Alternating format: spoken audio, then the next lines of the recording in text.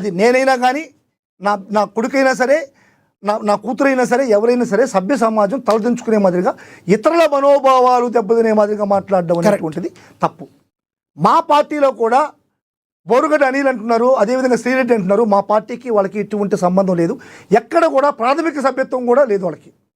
మా పార్టీకి బోరుగడ్డ అనిల్కి, అదేవిధంగా మా పార్టీకి శ్రీరెడ్డి అనేటువంటి వాళ్ళ మీద అనేక కేసులు నమోదైనాయి కదా, అవును. ఎందుకు వాళ్ళని అరెస్ట్ చేయలేదు మీ ప్రభుత్వ హయాంలో?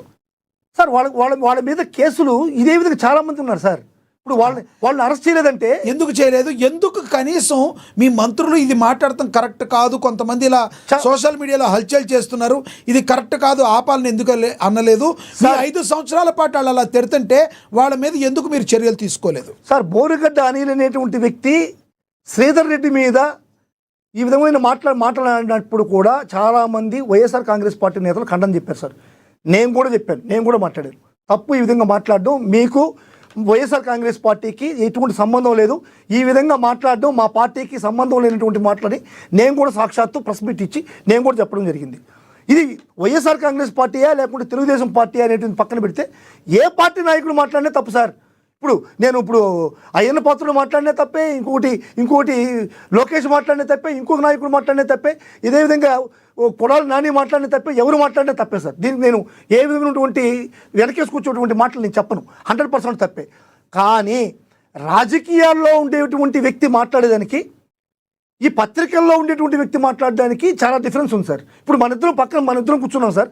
నేను మాట్లాడేదానికి మీరు మాట్లాడేదానికి చాలా వ్యత్యాసం ఉంది సార్. ఈ ప్రెస్లో నేను మాట్లాడితే ఒక విధంగా ప్రజలు తీసుకుంటారు, మీరు మాట్లాడితే ఒక విధంగా ప్రజలు తీసుకుంటున్నారు. అవునా కదా, మీరు చెప్పాలి. కాబట్టి ఖచ్చితంగా మీరు ఏబిఎన్ రాధాకృష్ణ మాట్లాడిన దానికి, రాజకీయాల్లో ఉండేటువంటి వాడు, రాజకీయాల్లో అడుగులో ఉన్నటువంటి వాడు మాట్లాడిన దానికి మీరు ముడిపెట్టద్దు దయచేసి. ఈ రోజు రాధాకృష్ణ మాట్లాడిన మాటలు మీరు ఏమని, ఎంత ఘోరమైనటువంటి మాటలో మీరు ముందుకు తీసుకోవాల్సిన అవసరం ఉంది. రైట్, ఒక్కసారి మళ్ళీ మీరు చెప్తారని మాట్లాడదారని చూద్దాం ఒకసారి. విజయశేఖర్ రెడ్డి గారు ప్లీజ్ మీరేమంటారు చెప్పండి, మాట్లాడింది విన్నారు కదా మధుసూదన్ రెడ్డి గారు.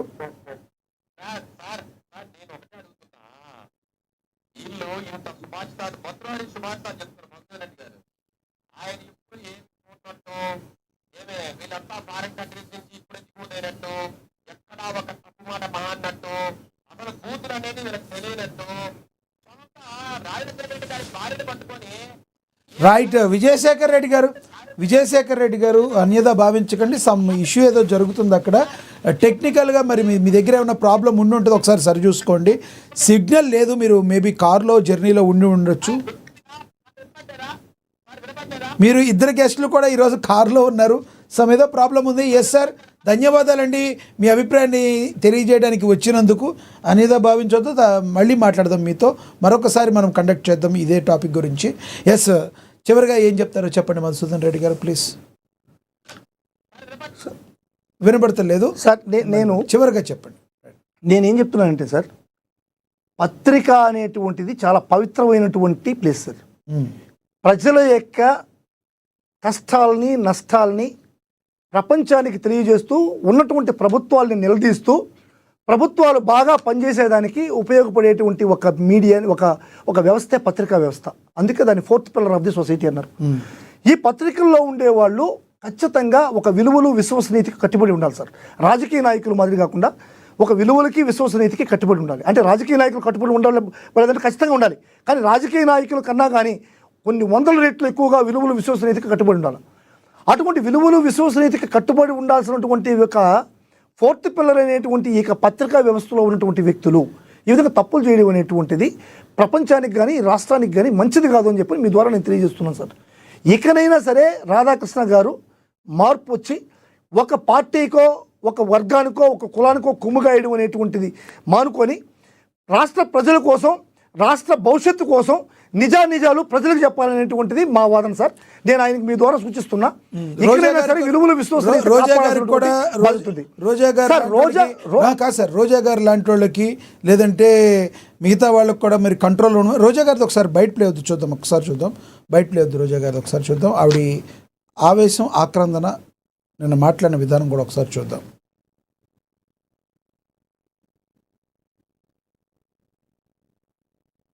రోజా గారిది ఒకసారి బయట ప్లే అవుతుంది చూద్దాం. కూతురు లేరా?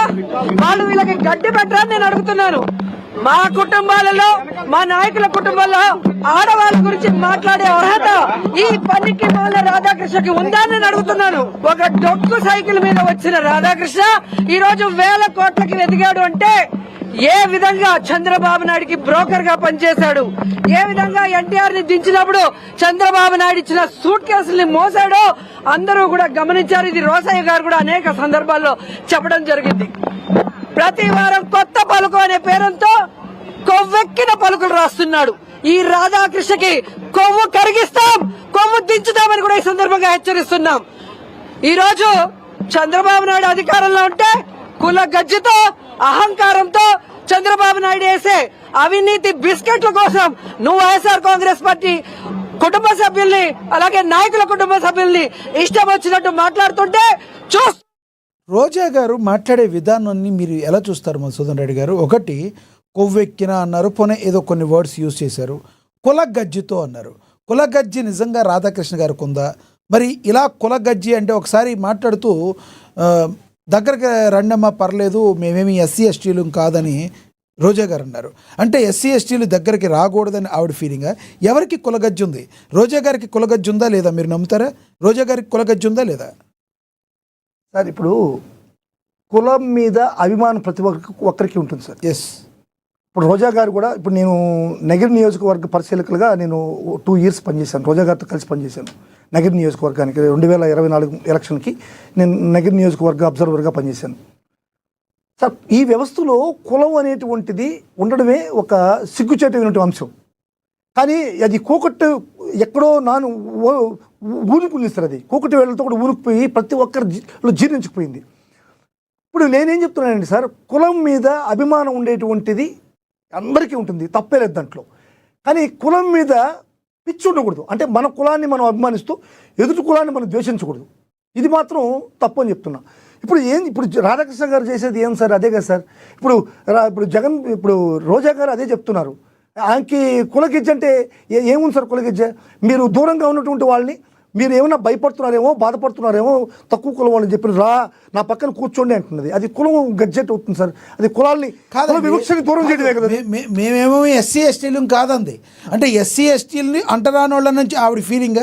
ఇప్పుడు కావాలని మళ్ళీ ప్లే చేపిస్తారు సార్. అది నాకు తెలుసు సార్, నాకు తెలుసు. మేమేమి ఎస్సీ ఎస్టీలు కాదంటే ఆవిడకి కులగజ్జి ఉందా లేదా? సార్ నేను ఒకటి చెప్తాను సార్.